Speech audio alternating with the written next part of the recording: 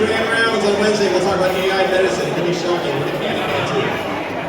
Some things cannot actually be real, because if this was, this would be quite dangerous to not take this at home. I just think that if I pull that hard of this rope, what would happen? What would happen is it'd be quite impossible.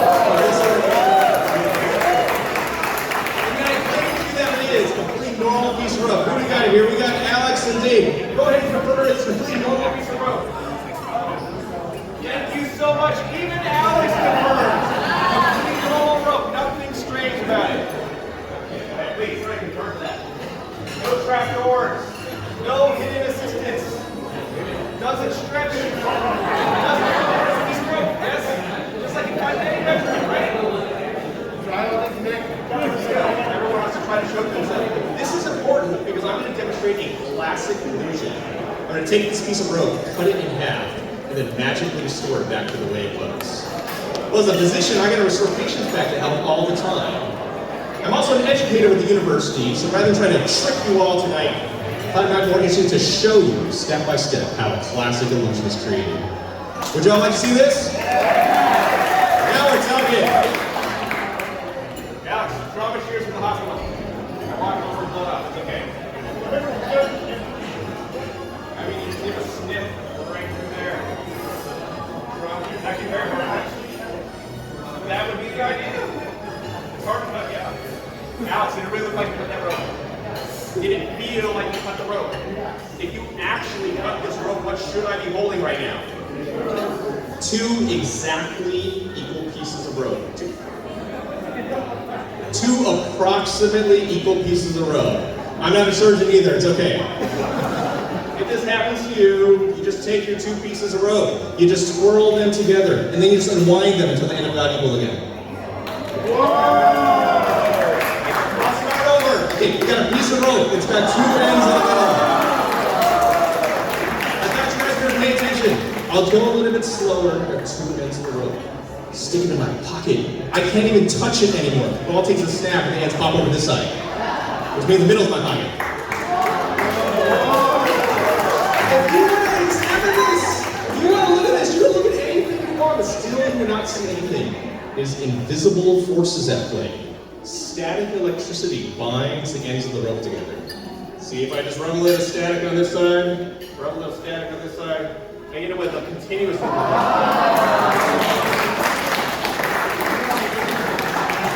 Don't worry, I brought a spare set of hands with me, I'm prepared. All we're going to do is try to pop in a loop, you grab one again, and just pop the back on if you need to. Some of you look like you're having fun, some people look really angry on this side. I'm trying to show you how this works. Let's get back. What were we supposed to be doing? We're supposed to be cutting this rope into two equal pieces. The scissors just misdirection. You guys cut the rope with your fingers anytime you want to. Then to put it back together, just tie it together with a knot. Cutting in time, that's all it is. Ooh, trying to remember that surgery rotation many years ago. You let the heat cool down, and you consider, in this day and age, what you're saying real, or is it not?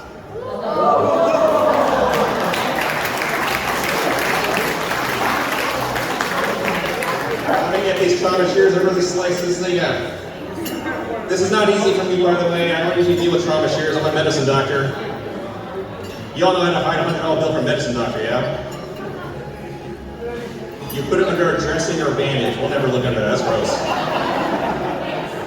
How do you hide a $100 bill from a radiologist? You stick it on a patient's forehead. They'll never see it. How do you hide a $100 bill from a neurosurgeon? You stick it to their child's forehead and they'll never see it. Oh, sorry. It's too real. That was just too real. Let's see where this goes. How do you hide a $100 bill from a pediatrician? Don't bother, pediatricians don't know what $100 bills look like anyway. At this point, I should have roughly 14 little pieces of rope. But if we twist these together in just the right way, you might be able to make it appear as if you have one long, complete piece of rope again. Keep knocking right off. We are back to complete piece of rope.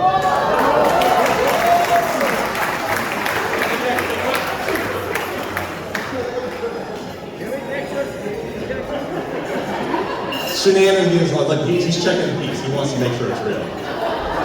Where's the trust people? Where's the trust people? I realize at this far of a distance setting, it can be sometimes hard to see what's happening. Sometimes it's helpful to have some one-on-one, in-person instruction. Perhaps I could find a volunteer if you'd like to join me on stage and learn one of the oldest magic tricks ever. I see a lot of people volunteering other people. There you go! Throw the hand in front of them. All right. Fantastic numbers.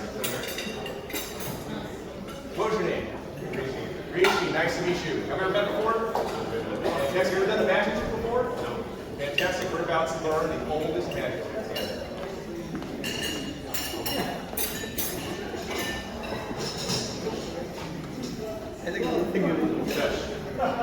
Rishi said he's never done a magic trick before. We got to start with the foundational basics, yes? Yes. The ancient miracle of the Chinese linking rings, over 2,000 years old. Rishi, take a look. We got ring number 1. Got ring number 2. Ring number 3. And ring number 4. Go ahead, take a look at ring number 1. You can go ahead and grab it. And take a look, find what appears to be a nice solid spot in it. You got ring number 1 or ring number 2. And you find a solid spot, hold it on top. And face me, 2 hands. 2 hands. Rishi, does that look like a solid spot to you? Yes, it does. Did you notice any holes in your ring? No.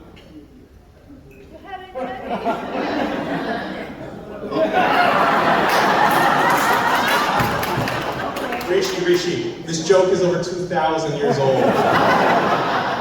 Originally it was done in Chinese. I'm sorry, I can't translate it for you. Rishi, 你有没有看到一个 hole in the ring? That's the best I can do. Oh, this hole is very important. We're going to make this hole go through this hole. It would create solid steel to pass through solid steel. Miracle of penetration. You ready to do this, Rishi? Yeah. All right, fantastic. All right, put the ring right towards my face. Right towards my face. Hold it tight. Hold it tight. More up towards my face. Because on the count of 1. Ooh, nice and tight. 2. And 3. Whoa. Solid steel ring. Solid steel ring. Of course, that's just putting it together. You also have to take them apart. The secret is don't use muscle, don't use strength. That is not how you do it. You have a nice smooth action, right? Get your whole body in there, and then the rings will separate before you know it. Rishi, ready to do this? Fantastic. Ready or not, for the first time at any stage, we have Rishi the Magnificent, prepared to demonstrate the Chinese linking rings. How about a hand? All right, Rishi. Ring number 1. Ring number 2. Go ahead and grab it. One hand. Hold tight. One hand. Don't let go. I got ring number 3, ring number 4. What's going to happen is on the count of 3, I want you to hold up one ring and drop the other one. If you do it correctly, the rings will magically link together, just like that. If you do it incorrectly, you might want to watch your foot there. I don't know. We'll see what happens. Rishi, on the count of 1, 2, 3.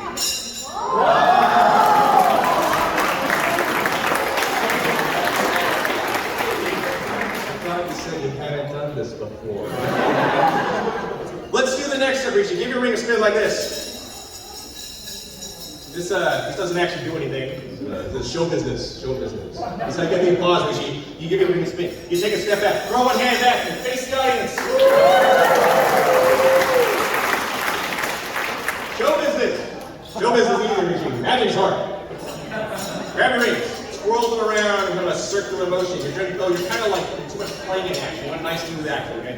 You focus on a spot in the middle here where they're connected, and then you swirl them around, and you're going to blow through the middle spot, okay? On the count of 1, 2, and 3. Blow. The rings will separate. You talk to bring the other one to your left hand, and you're going to just take the one on your shoulder, pull it down, carry your back to your right. Give it a spin.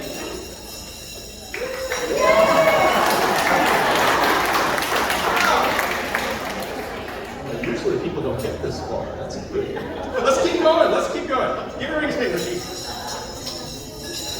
All right, grab the other ring. Give that one a spin too.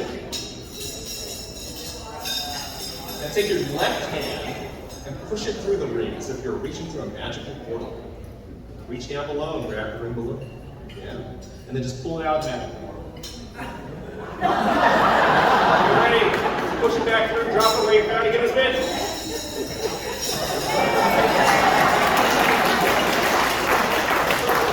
You're faster than I am. Look at a magical prodigy here. Well, I wasn't going to do this next part because how Rishi is doing so well. It's time to go to the third, the final, The most difficult, most dangerous way to separate three rings. Go ahead and grab a ring. Okay. And now, through direct observation, go ahead and pull it right through. Pull through. Just do it the way you did last time. Remember, don't use string. You want a nice little blow on it first, and then nice reaction.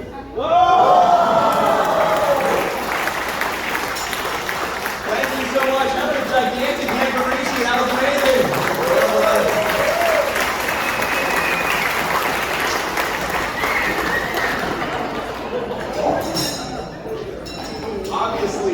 Obviously, this is just an illusion. nothing can actually happen. Yeah. A little bit. Solid steel, not passive solid steel. That's not what's happening. It is merely an illusion created through different actions along the way. Through deceptive movements, you can make it appear as if the rings are together. When you swing the ring back and forth, it creates an almost hypnotic effect. So if you crash the other ring through, for a second, it looks like they're linked. If you look for 2 seconds, you realize, oh no, wait, that was just an illusion. To make the illusion more convincing, it helps to rotate the rings and show them from a different angle. Just an illusion.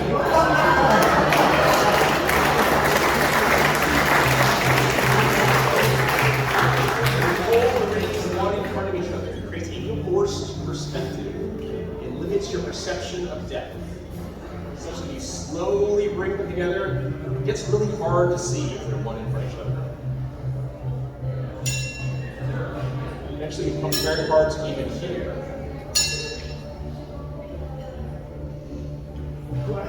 Are these rings really come together? Or are they still apart?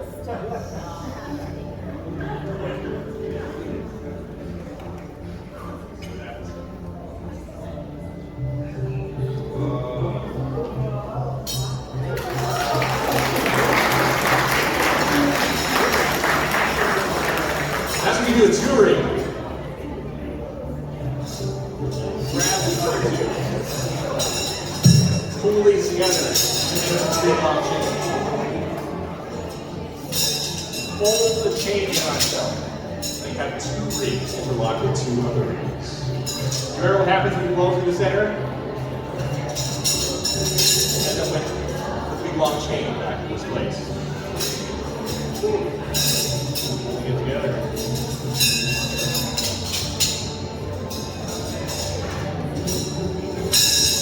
Collapse the chain on itself until it's 3 rings.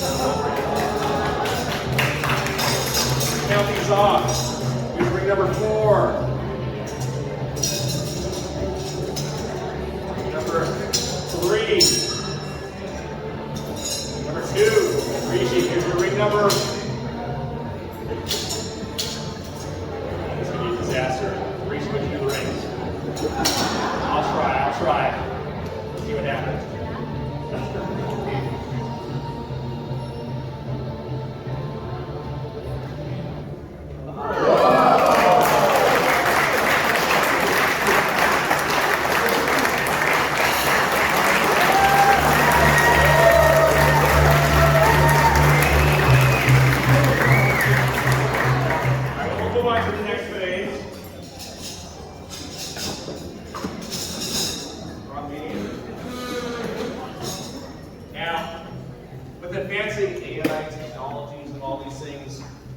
Hard to know what's real. It's also hard to maintain your skills, things we used to expect people to do. What happens when a computer can do them?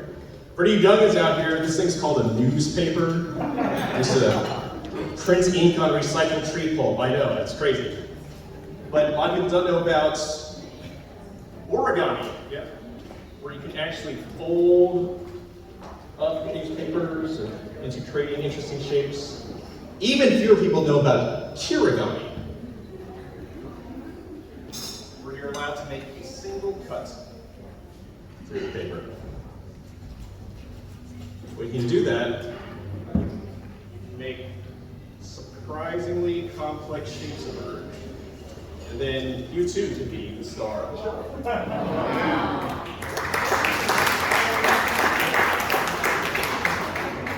Complexity is not always the answer, though. There's a famous story of Giotto. He was an artist. The Vatican asked him to show us your skill, prove you're a worthy artist. He needed to make a complex painting. He took out a single sheet of paper, and he created a perfect circle with a single stroke of his hand. That was how he demonstrated his skill and mastery through the elegance and simplicity of the shape. However, I'm not such a well-rounded artist. Ask the people who know me, they're going to tell you I'm really more of a square.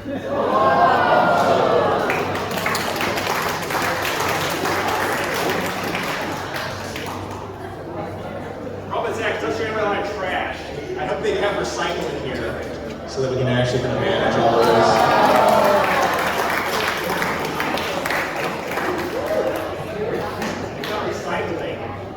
Maybe some compost? What's compost? It's the green trash, that's what that is. That's where you slice and mince up all your biodegradable materials, bury it back into the ground, turns into fertilizer again. Then it's not trash, it's actually the fodder so that you can actually create something, regrow something that looks like a little bush, maybe a little tree. Of course, you know what happens if you don't water and nurture your little tree? To turn into a much bigger one.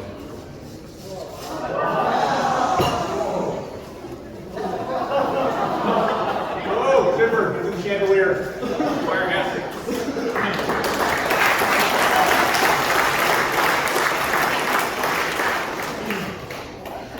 As much as what's possible there. I'd like you to remember some picture or advertisement you see here. So I'm about to demonstrate a classic illusion. I'm going to rip this piece of paper up in shreds and magically restore it back to the way it was.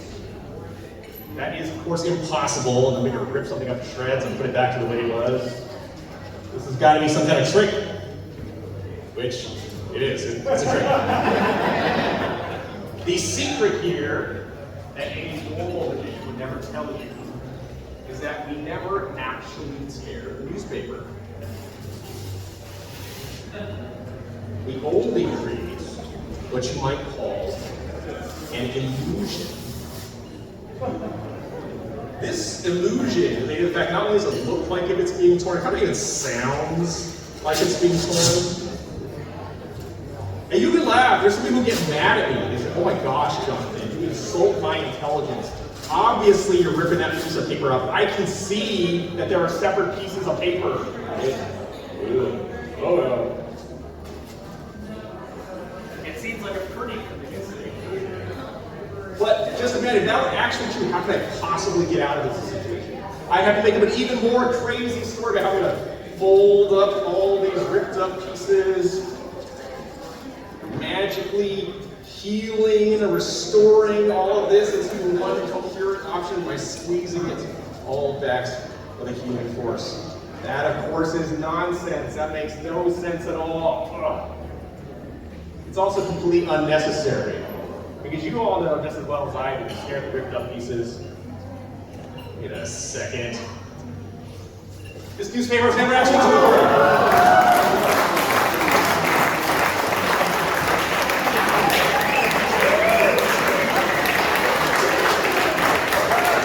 I see you see a picture in the back. Take a look for yourself. It's got the same pictures. It's got the same advertisements. No indication this newspaper has ever been torn. Thank you very much.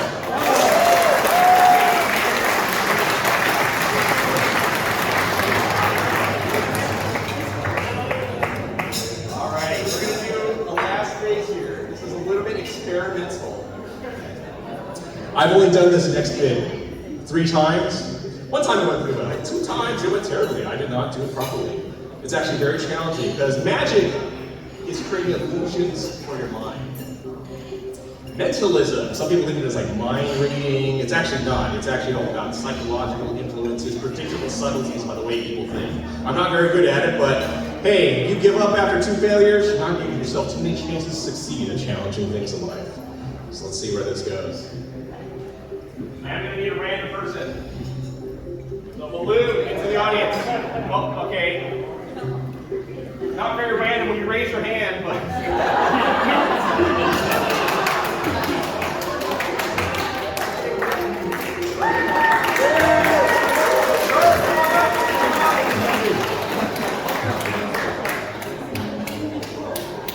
Excellent. Hi, everyone. Good to see you. Good to see you. What was your name again? Hussein. Hussein. Have we ever met before? No. No, we have not.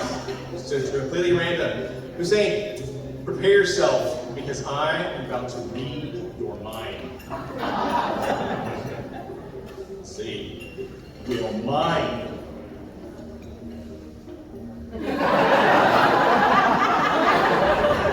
All right, we'll make it a little more challenging. You see, let's do something different. Can you think of an animal, a 4-legged animal? Any animal you want?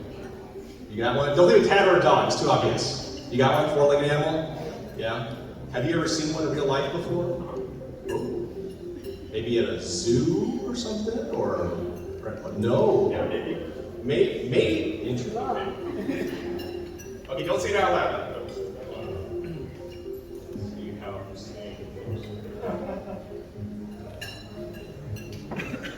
You have seen one in real life. Okay. I think I got it. I'm saying, go ahead and tell us, what was your animal?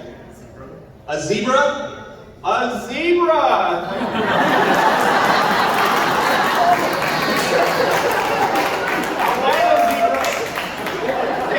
I have to say it was artist here. We say, go ahead and throw that balloon down here. Let's get somebody else in here. Toss it out, Alex. You're literally playing in the audience. You go, Tim.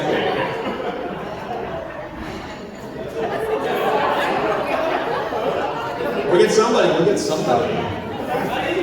Grab it, yes, in the time. All right, fantastic. Yes. Excellent. Pleasure to meet you. Good to see you, Dr. Yi. Dr. Yi, fantastic. Have we ever met before?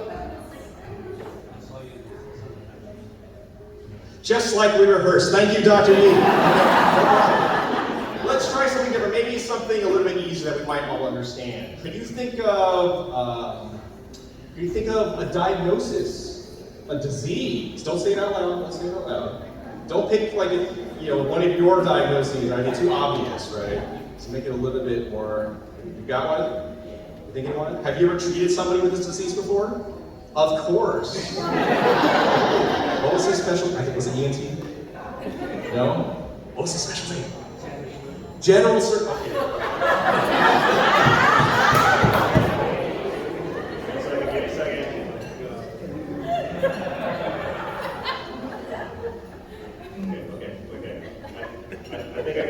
I think I got it. You go ahead and tell us. What was your disease? What was your diagnosis? COPD. That's not a surgical diagnosis. But it doesn't matter because here you go, the ICD-10 billing code for COPD.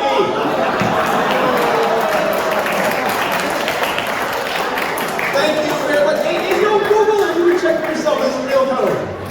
Go ahead and toss the balloon out. Let's get some reaction. Let's get somebody else who'd like to come join us on stage.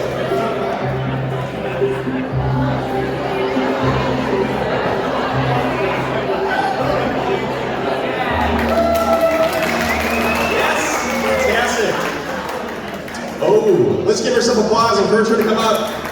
It takes a lot of guts to come on stage. Fantastic. You can always put on the table if you want. That's fine. Hi there, what's your name? Tanya, nice to meet you, Tanya. Jonathan. To make it a little more manageable, somebody's hard to guess what everybody's thinking. So actually, I'm just going to have you take a look at one of these cards, different activities people might enjoy doing. Some people like to eat, some people like to sleep, or play, or just many different things. Okay. I'm going to have you, Tanya, you just tap any one card here. Just tap it hard. Tap it. Okay, very good. Go ahead and take your card. Don't show me, don't show anybody, in fact. Hide it to yourself, so you got it? You got an activity now? Very good. Let's see if we can figure it out. Can I ask you to say the alphabet? You can say right to the microphone. Say the alphabet out loud. A, B, C, D, E, F, G, H, I, J, K, L, M, N, O, P, Q, R, S, T, U, V, W, X, Y, Z.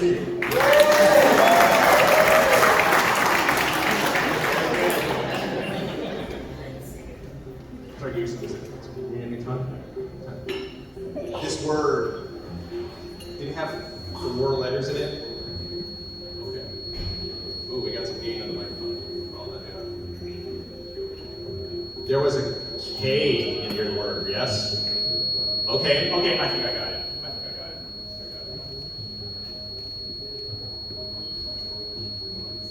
sure where it's coming from. That's okay. Can you just close your eyes for a second and imagine yourself doing this activity? I'm going to ask you some more questions. We're going to see if we can all figure out. Okay. You can open your eyes if you want. Go ahead and tell us. And actually talk right to the microphone so we can all hear you. This activity, Tanya, don't show yet. We're going to try to guess your activity. Tanya, this activity, have you done this before? Would you say that you enjoy this activity? How often do you do this activity? A lot. How many times per day? I can't count. Who do you do this activity with? A lot of these days.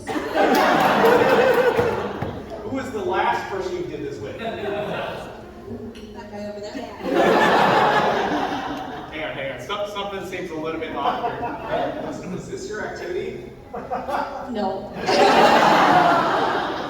What was your activity? Show me, show everybody. What was it? Talk.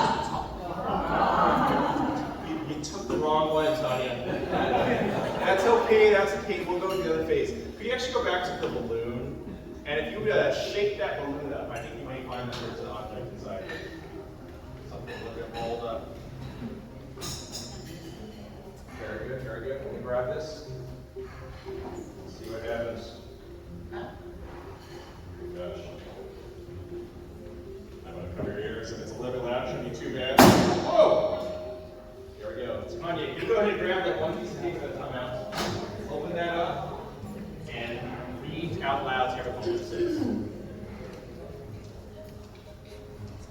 Last night, I dreamed about putting on a fantastic show for the TriValley Med staff.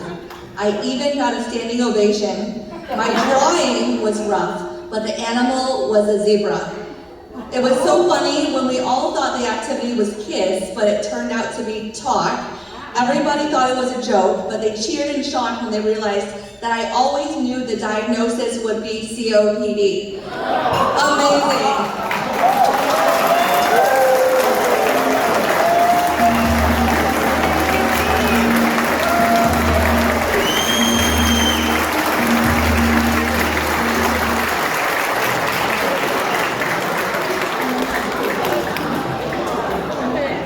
Thank you all so much. It's been an amazing pleasure and a privilege to perform for you tonight.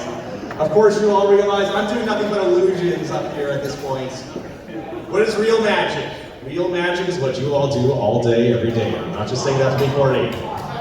You toil and you grind, you drag yourself out of bed, you fight bureaucracies, mountains of paperwork, because that's what's needed to get the patients the care that they need. Penn Teller famously once said, often magic is just someone who spent way more time on something than anyone might reasonably expect. So with that in mind, thank you all so much, and hope you have a wonderful night at Dr. Jonathan Center.